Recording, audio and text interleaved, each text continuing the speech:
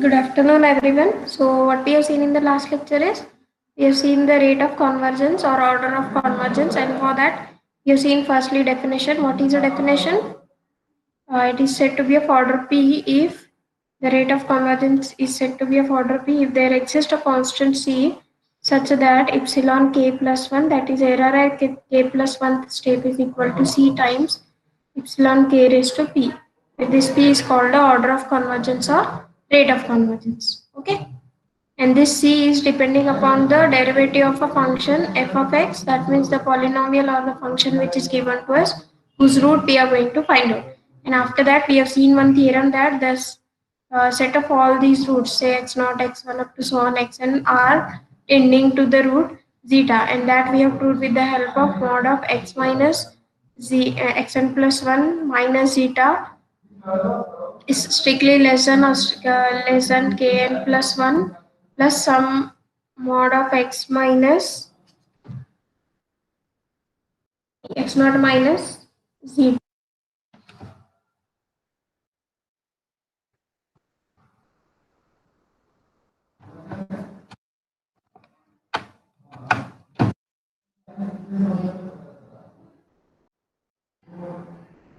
X naught minus zeta. Okay, as n tends to infinity, what will be the result? As we have assumed that k is strictly less than 1, if it is strictly less than 1, as n tends to infinity, this side will tends to 0, and hence we will reach to our root zeta of our equation, or in another way we can write it as limit as n tends to infinity, we will reach to the root zeta. Okay, these are the things we have seen in the last lecture. Now let us go for the convergence of the Newton-Raphson method. Okay, we'll see convergence of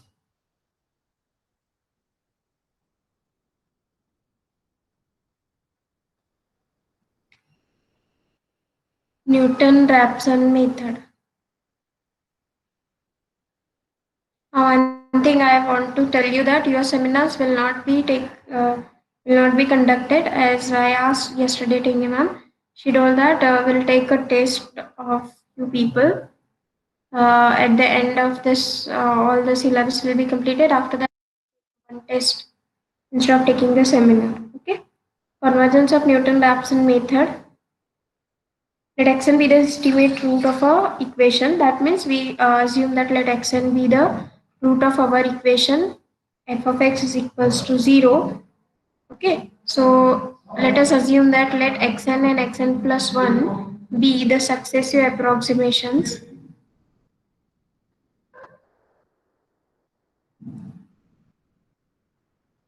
Then by using Taylor series. Okay, what is a Taylor series? So we can have the Taylor series in terms of f of xn plus 1 is equal to, it is of the form f of xn plus xn plus 1 minus xn. This is what the value of h. Okay, usually we write it as a f of x naught plus h into f dash of x naught and so on. So instead of writing in terms of x naught, we are writing this in terms of xn plus 1. Okay. So the next term here, it will be f dash of xn plus xn plus 1 minus xn raised to 2 divided by 2 factorial into f double dash of xn and so on. Okay, so we have used simply a Taylor series, considering xn and xn plus 1 are the successive approximations. Okay, now what we can say, neglecting the third and higher order derivative, we get, why to neglect this third and higher order derivative? As I told you initially that as we reach very nearer to our root zeta, suppose x5 we have found, x6 and we have found, so there is very small difference between these two values. So as you increase the number of iteration, you will come closer and closer to the root of our equation. So if you see, assume that this n is 5 and n plus 1 will be 6. So difference between these two is smaller, that will be h. Okay, xn minus xn plus 1 or xn plus 1 minus xn. So h is a smaller, what will be h square, which is again very smaller. Again we can say h cube is again very smaller. So hence we can neglect the terms with third order derivative and higher one, and hence we can have the equation of the form f of xn plus 1 is equals to f of xn plus xn plus 1 minus xn into f dash of xn plus xn plus 1 minus xn square divided by 2 factorial into f double dash of xn. Okay, let us name it as say equation, whatever equation, sorry, this equation we'll name it as 1. Now, what we say that assume that zeta is the root of our equation. What do you mean by root of an equation? Let us assume zeta is the root of equation, which means that your f of zeta should be equals to 0 by definition of a root. Now, what is our assumption? Your zeta is nothing but xn plus 1, or we can say it is approximately equal to xn plus 1. Okay, as we increase the number of iteration, we'll reach to the root zeta of our equation from the last theorem. So we are going to assume that xn plus 1 is equals to zeta, or we can say limit as n tends to infinity. Uh, xn plus 1 is equals to zeta. So hence, if we say that, then we can have f of xn plus 1 is also equal to 0, since f of zeta is 0 and zeta is equal to xn plus 1. Hence we can say f of xn plus 1 is equal to 0. So after putting this value in equation 1, we get, what we get is f of xn plus 1 minus xn into f dash of xn plus xn plus 1 minus xn square divided by 2 into f double dash of xn is equal to 0. Okay. Simply we have put up the value of f of xn plus 1. Right. After this, what we have assumed is the xn plus 1 is nothing but your root zeta of our equation. Okay. So difference between these two is smaller, but if you see the difference between these two and its square will be again much more smaller. So instead of having xn plus 1, I can substitute here zeta. Okay. And we know what is our Newton-Raphson formula. Yes, anyone remember what is a Newton-Raphson formula?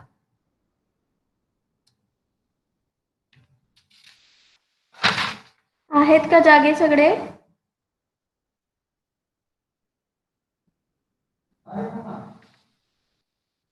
Yes, ma'am. What is a We formula for use Newton? xn minus Xn minus xn minus f of x f dash of okay, f of xn divided by f dash of xn. From this, we are going to find out the value of f of xn so that we can put here. Okay, here we have to find out a value of f of xn from this equation, and here as this value is very smaller and its square will be again very much smaller, so that's why we have substituted xn plus 1 is nothing but zeta. Okay, later on you will come to know why we haven't substituted here. Okay, due to some calculations we are not going to substitute here, since this difference is being to be very smaller one. And now let us find out the value of f of xn. Okay, xn plus 1, we know the Newton-Raphson formula is given by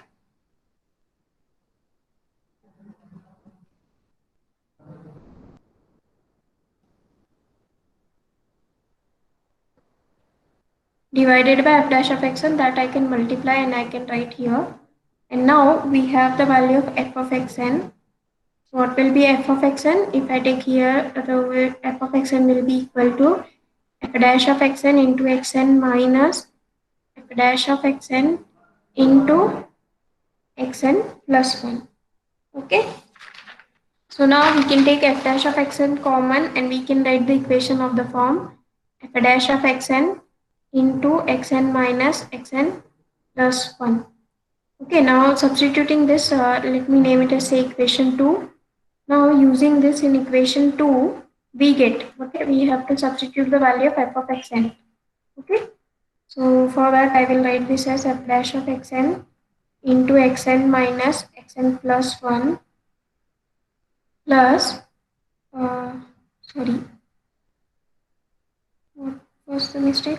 Here I have to substitute zeta ना, यहाँ पे नहीं substitute करना है. So here will substitute zeta of our equation, zeta minus xn into f dash of xn plus zeta minus xn square divided by 2 factorial f double dash of xn, which is equal to 0.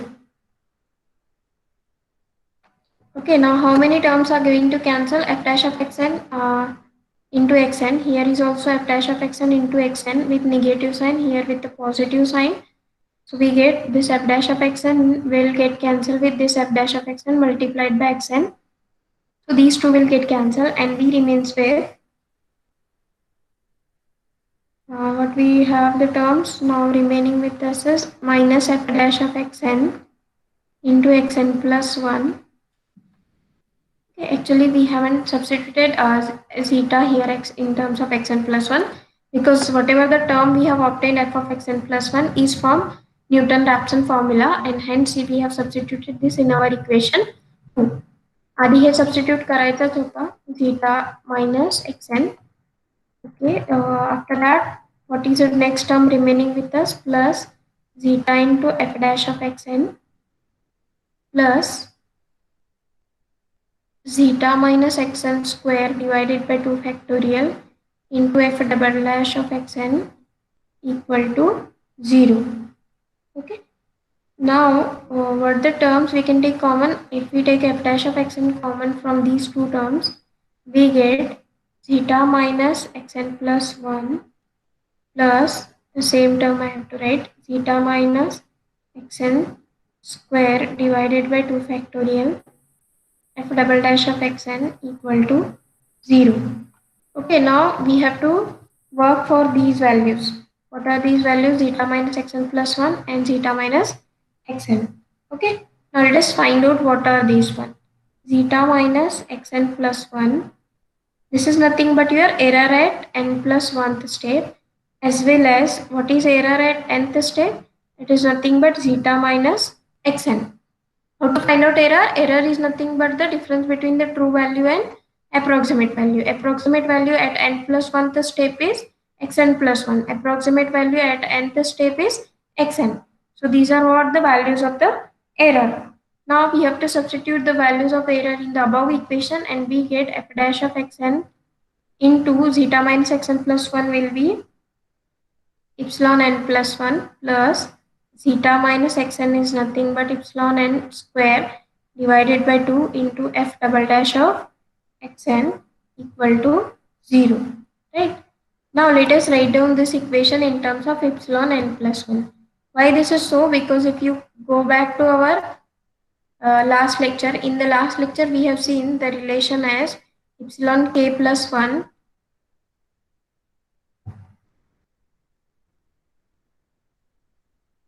epsilon k plus 1 is equals to c epsilon k raised to p. If this condition holds, we say that it has a rate of convergence or order of convergence is p. So this equation we will now write down in terms of epsilon n plus 1 is equal to. If I want to write down, it is in terms of epsilon n plus 1 is equal to this term with negative sign epsilon n square divided by 2 into f double dash of xn. Now here there is one more term f dash of xn that I can divide here. So we get it is f dash of xn. Right. Now we'll write it as epsilon n plus 1 is equal to, here we'll write down epsilon n square. What are the terms remaining here? We'll write down minus f double dash of xn divided by 2 into f dash of xn. Okay. So here we get the relation of this form. Epsilon k plus 1 is equal to epsilon k raised to p, which with some constant c. The value of this constant c is this one, and that's why I told you that in the definition of order of convergence, we have the value of c was given to us. It depends on the derivative of f of x. Okay, it may be first derivative, second derivative, or anything. So hence we get the relation of the form epsilon n plus 1 is equal to some constant c is equal to epsilon n square. And hence we can say for Newton-Raphson method, we have order of convergence is 2, or we can say Newton-Raphson method converges quadratically. Okay. The Newton-Raphson method has a second order convergence, or it may converge quadratically. Okay. Or we can say Newton-Raphson method has quadratic convergence, and hence the value of c is equals to minus f double dash upon 2 times f dash of xn. Okay, hence we say that the value of that constant term is depending upon the derivative of a function. Okay, now let us see what we have seen. Initially, we have to write down the Taylor series. After writing the Taylor series, assume that theta is a root of our equation, which means that f of theta is 0. Now, with the help of our last theorem, we can say that xn plus 1 is approximately equal to zeta, because difference between these two is going to be smaller and smaller as you increase the number of steps. As n tends to infinity, these two are equal, and hence after that we have to substitute the value of xn plus 1 as zeta, and then we have to find out the value of f of xn from our Newton-Raphson formula. After finding the value of f of xn from Newton-Raphson formula, substitute here and cancel the common terms, take the common terms after cancellation, and then put up the values of these terms. These are nothing but the error, because difference between the true value and approximate value is nothing but the value of error, but we have to specify with the help of the n plus 1. This means that this is error at n plus 1th step, this is error at nth step, and hence the result. Now simply we have to write down this relation in terms of epsilon n plus 1 is equal to some constant into epsilon n square. And hence, as we get the value of p is 2, we say that it has a second order convergence, or it has Newton-Raphson method has a quadratic convergence. Okay. Any doubt?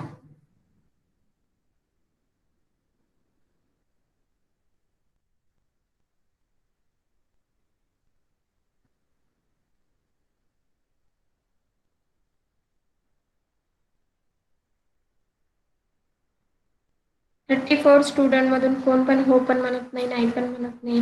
किती निवांत आहे आपण. I should say that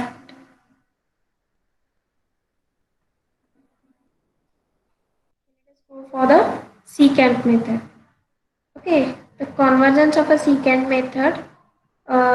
We have to see now what is the convergence of a secant method. For that, first we will write down the formula for the secant method in some different form so that we can have a simplification. Okay, what we have seen the formula for secant method is xn plus 1 is equals to.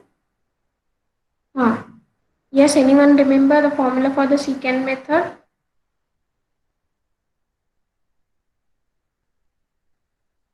xn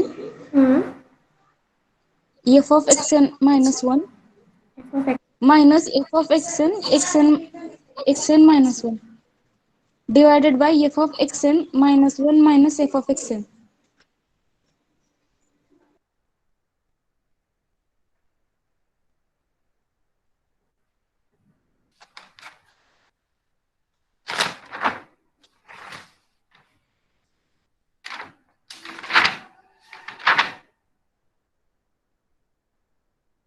Okay. Now what we will do, we will write the formula in such a manner that we'll get the result of order of convergence easily.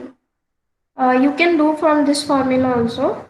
Let us try with this. If the result we will get the result easily, it will be okay. Otherwise, we'll go with other method. Okay. But we will assume now. Let xr be exact root of our equation. Instead of using zeta every time, we can say that xr be the exact root of our equation, and let epsilon I be the error at ith step, and hence now let us write down the formula for error I at I plus 1th step is equal to, oh, okay, what is the formula for error is nothing but the difference between the approximate value and true value.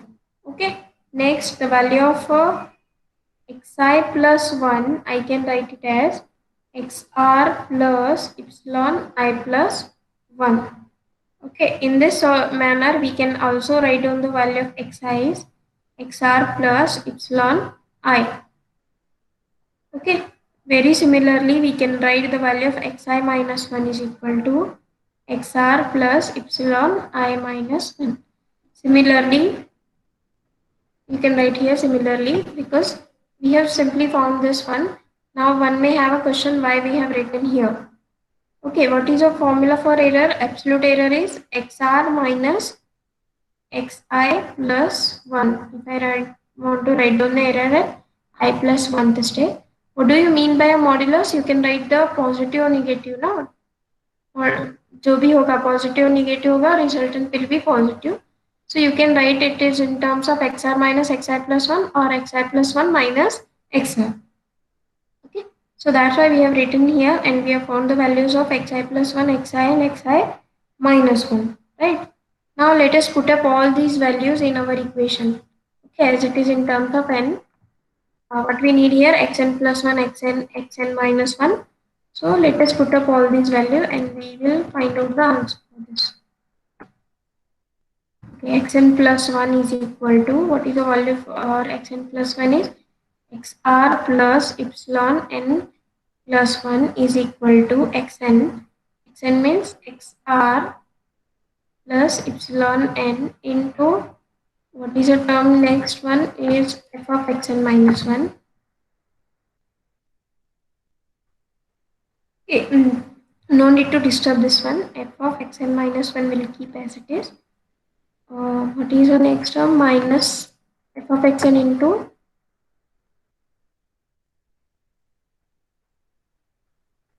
xn minus 1. What is the value of xn minus 1 we have obtained is xr plus epsilon I minus 1. Okay. Divided by this same term f of xn minus 1 minus f of xn. Okay. Now we'll see whether we can obtain the result from this because sometime it is now. Actually, I have tried. I have no idea. Actually, we can find out the result. That is what is order of convergence for secant method, but it is somewhat difficult. So that's why we can write this formula say in some another way so to get the result order of convergence very easily. What we can do here is what are the terms get cancelled from this? Actually, none of the terms will be cancelling. Okay. So it is somewhat difficult to use this formula for finding the order of convergence or the rate of convergence.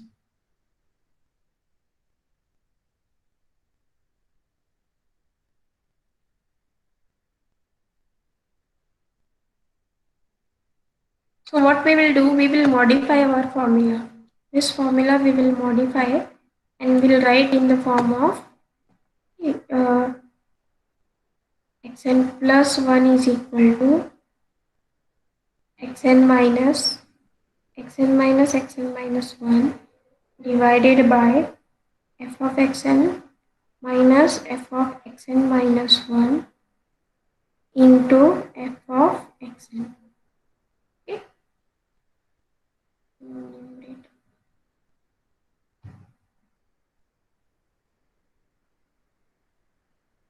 Okay, so this is what a formula. You can check out after multiplying these terms and taking a LCM and all, you will get no doubt the same formula for secant method. But actually, finding order of convergence from this is somewhat difficult. Hence, we are using this formula. Right. Now let us substitute the values of those xn plus 1, xi plus 1 and all. These all values we will substitute here. Okay, let me write down here as xr plus epsilon n plus 1 is equals to xr plus epsilon n minus xr plus epsilon n minus xr minus minus become plus, it will be epsilon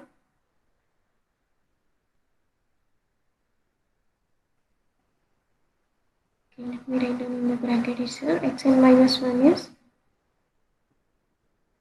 what is xn minus 1? Xr plus epsilon I minus 1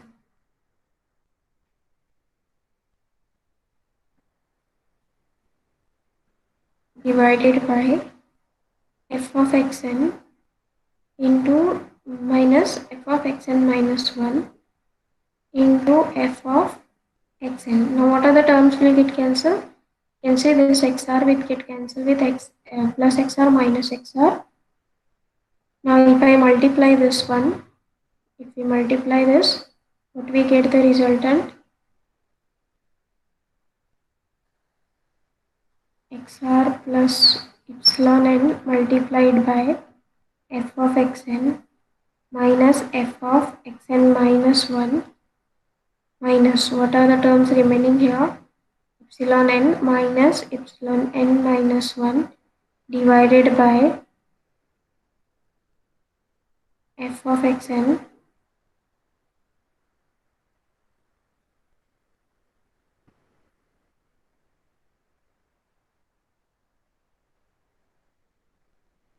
minus f of xn minus 1 and multiplied by this term as it is. Okay.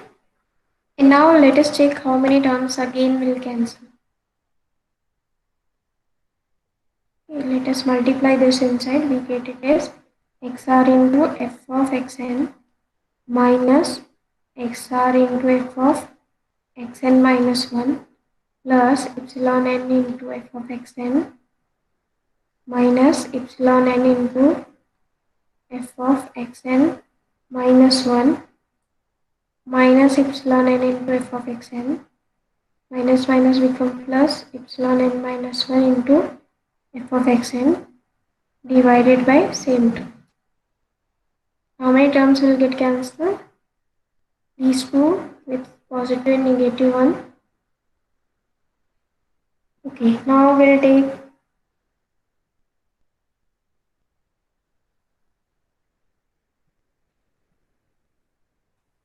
take the common terms. Okay, what is there here? Xr plus epsilon n plus 1 is equal to. Okay, what we can take common?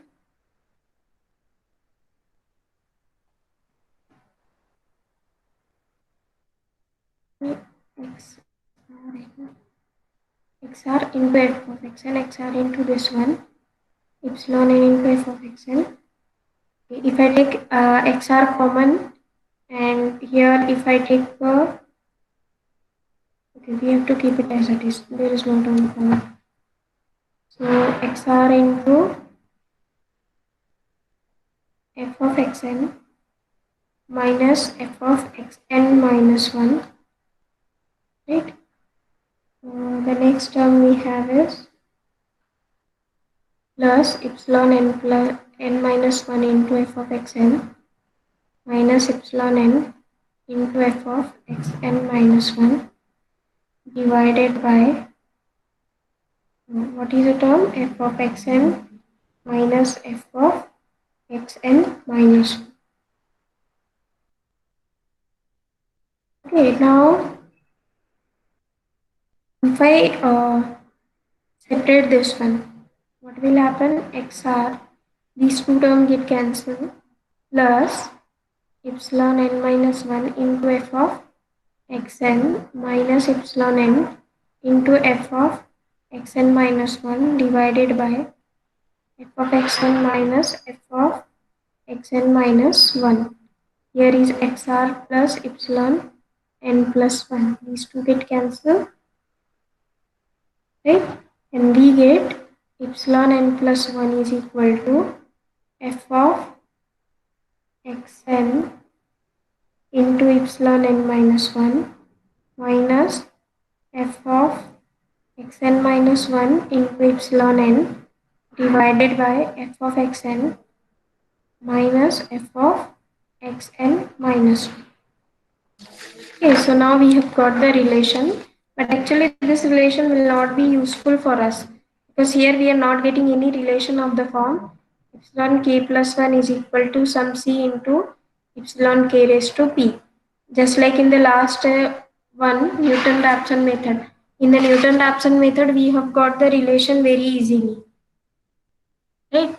But here we have to do some adjustment so that we get the relation. Okay, let us name it as say equation 1. We'll simplify this equation 1 with the help of some with the help of some theorem. What is a theorem we are going to use is mean value theorem. What is a mean value theorem? There exists at least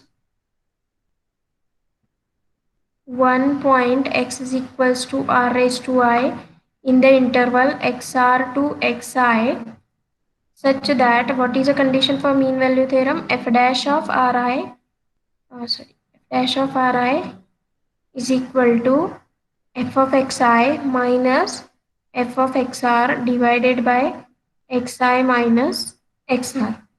Okay, but we know that what is a condition? XR is a root of our equation. XR is exact root, hence f of XR will be the 0.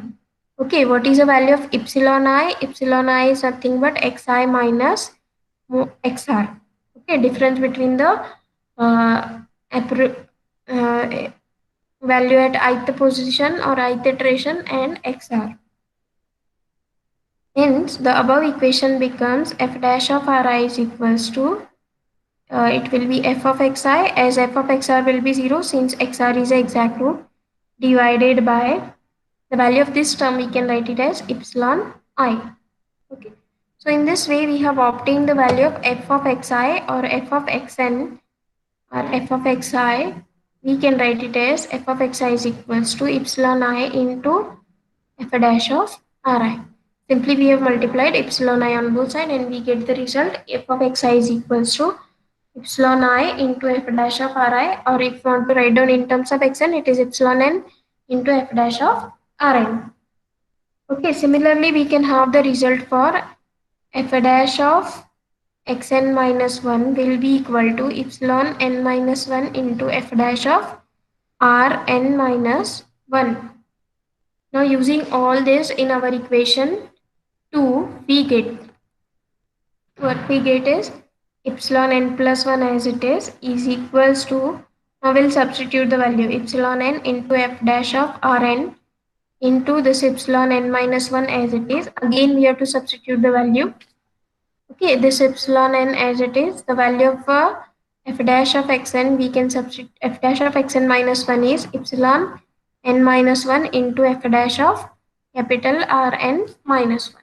Okay, simply we have substituted the values of these terms f of xn and f of xn minus 1.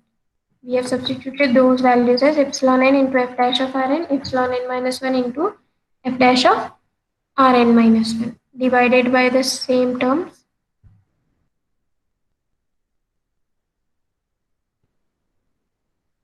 f of xn minus f of xn minus 1. Now what are the terms will be common? Epsilon n plus 1 is equal to, we can take epsilon n and epsilon n minus 1 outside and b remains f dash of Rn minus f dash of Rn minus 1 divided by f of xn minus f of xn minus 1. Okay. This epsilon n minus 1, epsilon n minus 1 we have taken common. And now we have got the relation. Now this term we can treat it as a constant and we get the relation as epsilon n plus 1 is directly proportional to epsilon n and epsilon n minus 1. But still we haven't got the one relation of the form epsilon k plus 1 is equal to c epsilon k raised to t. इथे तीन values आहेत ना n plus 1 n and n minus 1. Correct? Now we have to got the relation between the two errors, but here we have involved with the 3 error. Okay, so that's why let us name it as say equation 2. Okay, now we can name it as this one is some constant c. So we want relation of this form, so that's why we can write this as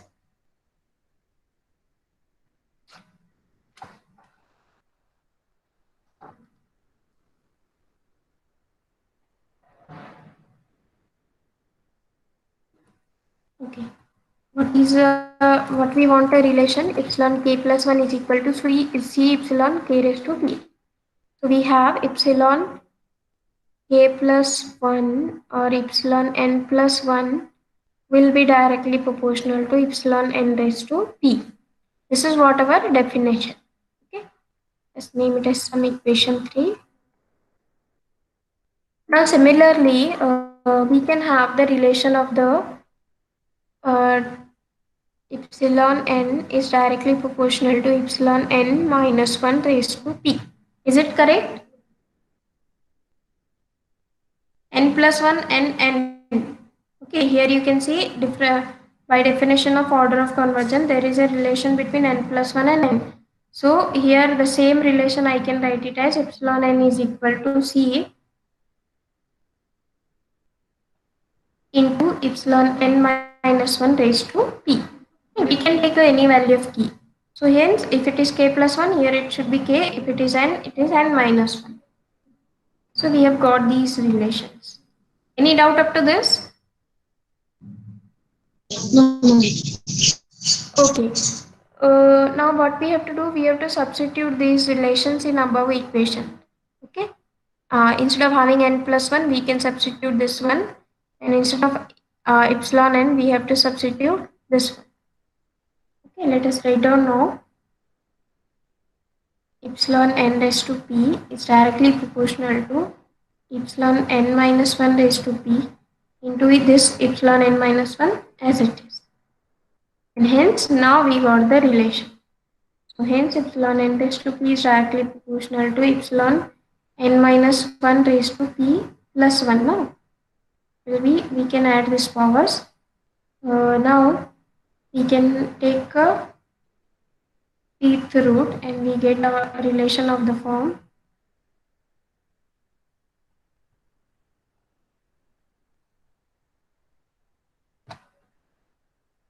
right.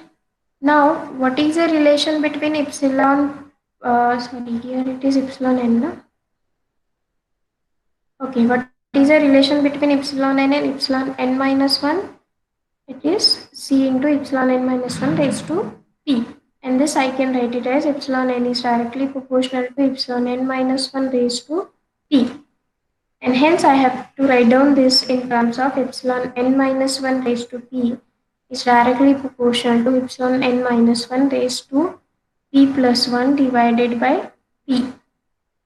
Okay, now we can equate the terms because epsilon n minus 1 is common. So we can equate the power. After equating the power, we get p is equal to p plus 1 divided by p, so which is quadratic equation p square minus p minus 1 equal to 0. So what will be the root of equation? P is equals to minus b, minus minus become plus, plus or minus b square minus 4ac divided by 2.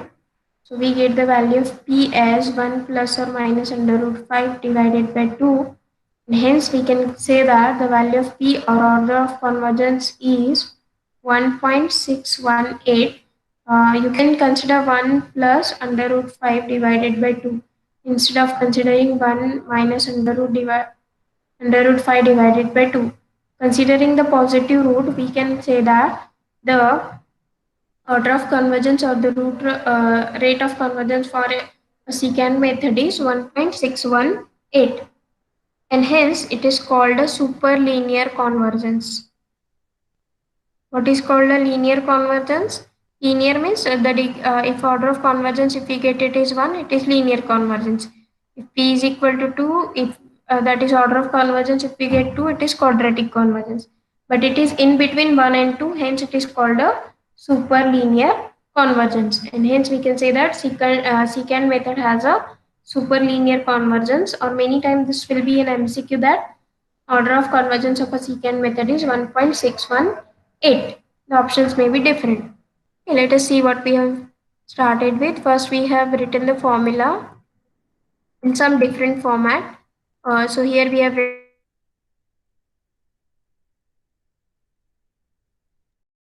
the formula of is obtained from the formula of error after getting these values.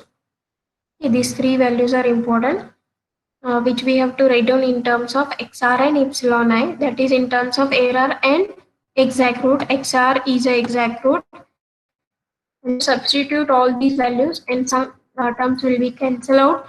After cancelling out, we will get relation equation 1. After getting equation 1, we have to find out the value of f of xn and f of xn minus 1 from mean value theorem. I don't know how many of you remember mean value theorem.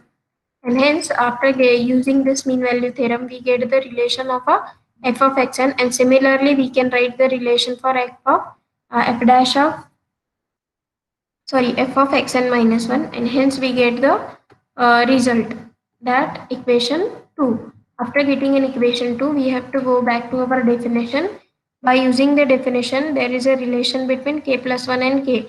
Similarly, we can obtain the relation between k and k minus 1, but simply those relation we have to use in our obtained equation, and hence we get the result of this form. After getting the result of this form, we have to again use a relation of epsilon n and epsilon n minus 1, and hence simply we by solving the quadratic equation, we can say that the secant method has a superlinear convergence. Why we have to say it is superlinear? It is lying in between linear and quadratic convergence. If it is a order of convergence, if we get equal to 1, it is called a linear convergence. If it is equal to 2, it is quadratic. If it is lying in between these two, we can say it is having a superlinear convergence. Okay.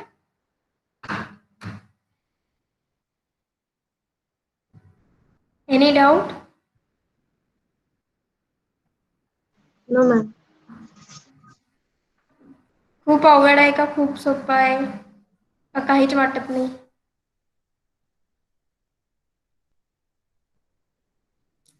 Try to speak at this is what the stage you can speak after the completion of your fourth semester. No one will be asking for whether you have any doubt, or rather some people may come to you for asking the doubts.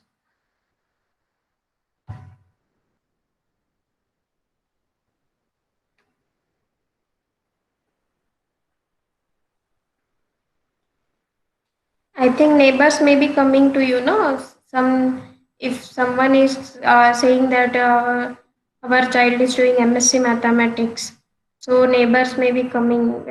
Please teach my son or daughter for mathematics. Actually, this is most important in this lockdown period. Tuitions वगैरह start नहीं है ना? So at that time, it's working, but I don't know for how much time it will be working. So try to ask the questions. This is what your last semester. After this, you may be, some of you may be going for PhD. अगर कुछ interested है PhD के लिए, तभी भी आपको questions पूछने का कोई मतलब डायरेक्ट इंट्यूशन नहीं होता है ना. Sometimes the guide may have a mood that he or she will answer your question, or sometime he or she will say that you have to find out your own answer. Okay. If you don't have a doubt, we can end the lecture. Thank you.